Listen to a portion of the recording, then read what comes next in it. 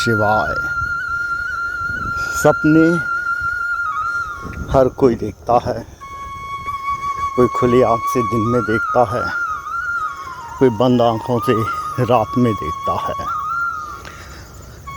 और कहने वाले कहते हैं जो भाग्य में लिखा है वही मिलता है, जो किस्मत का लेखा जोखा है। और अगर ध्यान की बात करें,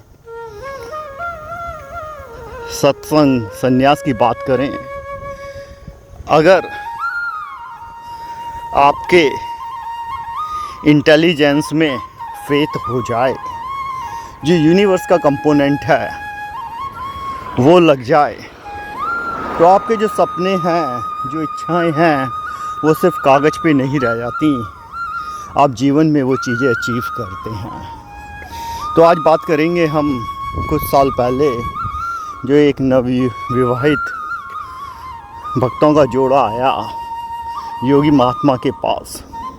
उन्होंने कहा, महात्मा हमारा जीवन संघर्ष में है, 6 साल हो चुके शादी को, ना तो संतान की प्राप्ति है और जो हमारा कैरियर है वो भी बहुत उथल पुथल रहा है।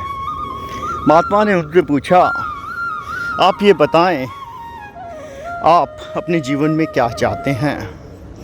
उन्होंने 8-9 चीज़ों की लिस्ट बताई कि संतान होनी चाहिए, घर अपना हो, गाड़ी हो, स्टेबल जॉब हो, बैंक बैलेंस थोड़ा हो, वगैरह वगैरह।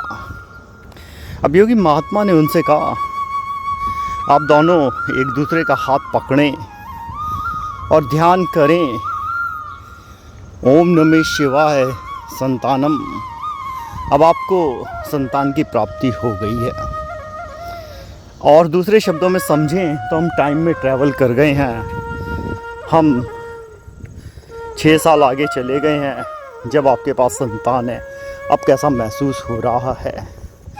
उस नवविवाहित जोड़े को बड़ा आश्चर्य सा हुआ, लेकिन महात्मा ने कहा, आंखें बंद रखें और अपने मन में ये चलने दें, ओम नमः शिवाय।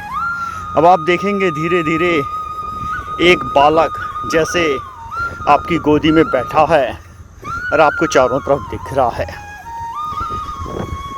कुछ समय बाद उस नवविवाहित जोड़े ने जब आँख खोली, बोले, महाराज पता नहीं आपने क्या करा, अब ये छलावा था या आपने कोई हिप्नोटाइज करा दिया, ये डिल्यूजन, लेकिन हमें ऐसे लगा जैसे हम वाकई में ही माता पिता बन गए और उस टाइम में हमारे पास बच्चा है। अब महात्मा ने कहा, आंखें बंद करें और देखें आप अपने जीवन में किस कुर्सी पर बैठे हैं। आपको वाइस प्रेसिडेंट बनना था, आपको ये जो डेवलपमेंट का काम है वो नहीं करना है। दोनों ने आंखें बंद करी, उनके अपने दिमाग में जो इमेज रहती थी बॉस की, वो उन्होंने लगाई और अब उन्हें वैसा ही लगा जैसे वो आगे चले गए हैं। बालों में सफ़ेदी सी थोड़ी सी आई है और उनके लिए रिपोर्टिंग हो रही है, लोग काम कर रहे हैं। महाराज ने कहा, अब कैसा लग रहा है। अब महात्मा ने कहा, आप उस घर की कल्पना करिए जो आपने चित्रों में या अपने रिश्तेदार या दोस्तों का देखा है, जैसा आप घर चाहते हैं। और आंख बंद करते हुए आप चाहते क्या, आपकी महादेव की कृपा से वो इच्छा पूर्ण हो गई है। अब आप उस घर में हैं, आपके पास एक कैरियर है, आपके पास कैश है, आपके पास चाइल्ड है, आपके पास क्रेडिबिलिटी भी आ गई। अब कैसा महसूस हो रहा है। अब जो ये नवविवाहित जोड़ा था वो इतना आनंद में भर गया। जब ये ध्यान ख़त्म हुआ, उन्हें ऐसे लगा जैसे मानो वो सब उसे संसार को, जो सांसारिक सुख वो चाहते थे, वो उन सबको भोग रहे हों। अब इस नवविवाहित जोड़े ने महात्मा से कहा, महात्मा एक चीज़ बताइए, हमें ये समझ में नहीं आया, ना हमें फिजिकल कुछ मिला, और ना ही आपने कुछ दिया, फिर हमें ऐसा क्यों लग रहा है जैसे हम पूर्ण हो गए।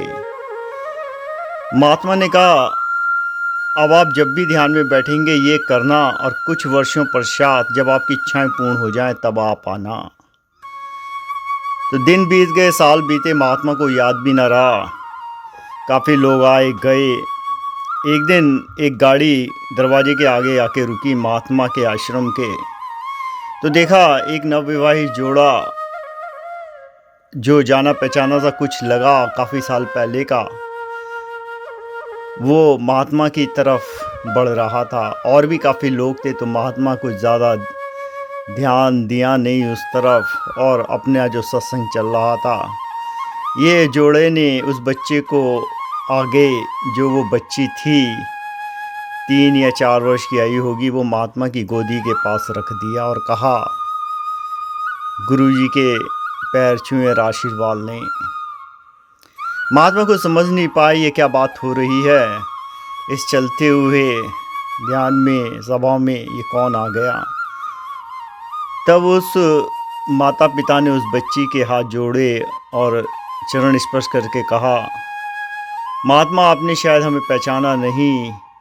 हम कुछ वर्ष पूर्व आए थे जब मन बहुत व्याकुल था, सपने थे, इच्छाएं थी। हमें ऐसे लगा हमारा जीवन सपने देखने में ही निकल जाएगा, लेकिन आपने हमें इच्छा पूर्ति ध्यान करना सिखाया, जिससे हमारे अंदर इच्छाएं तीव्र होने लगीं। जब इच्छाएं तीव्र होने लगीं तो ब्रह्मांड भी हमारा साथ देने लगा, और हमने उस दिशा में काम करना शुरू करा।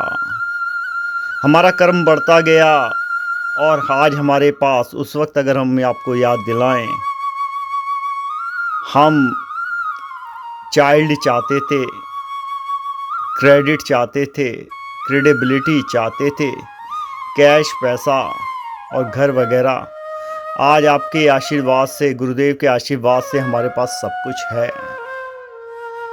लेकिन हमें आज भी वो बात समझ में नहीं आती है कि आपने सिर्फ हमें ध्यान करना सिखाया, और उस ध्यान में ऐसा क्या हुआ, उसकी ऐसी क्या शक्ति जो आज हमें मिल गया। महात्मा ने कहा, आपकी इच्छा पूर्ण हो गई, और जब आप इस रहस्य को जान लेंगे, आप सत्य को जानेंगे। क्योंकि एक चीज़ याद रखिए, जब आप मेरे पास आए थे आपका मन व्याकुल था, आपको संदेह था, श्रद्धा नहीं थी कि मेरे जो कर्म हैं उनका फल क्या होगा।